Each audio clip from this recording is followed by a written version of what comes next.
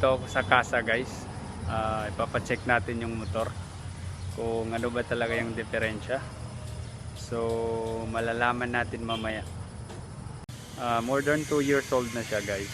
So kailangan talaga natin siya ipacheck ngayon para malaman natin kung ano talaga yung diferensya.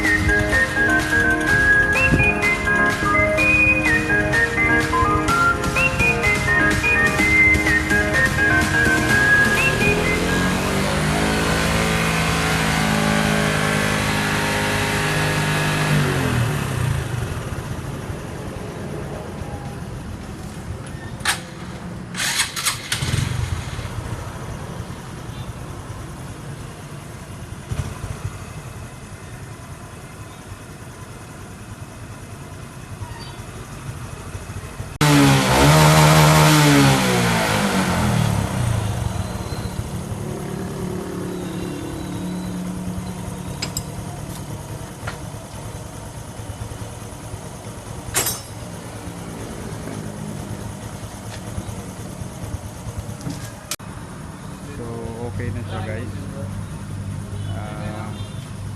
Pinalitan ni sir ng spring. So ayos na siya ngayon. Nabawasan na yung lagitik niya.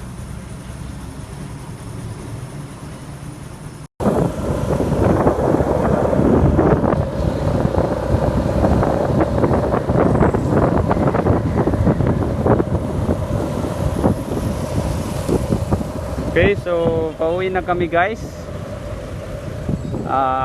Konti lang yung pinalitan ni sir, yung spring lang daw, yung diferensya. So thankful ako kasi konti lang yung na-damage niya. So kailangan talaga guys, pag may mapansin kayo sa motor nyo, ipacheck nyo na kagad para hindi na lumala. Pag lumala yan guys, mahihirapan tayo or mamamahalan tayo. So magla-lunch muna kami guys. So again, thanks for watching and don't forget to subscribe to my YouTube channel and wassalam.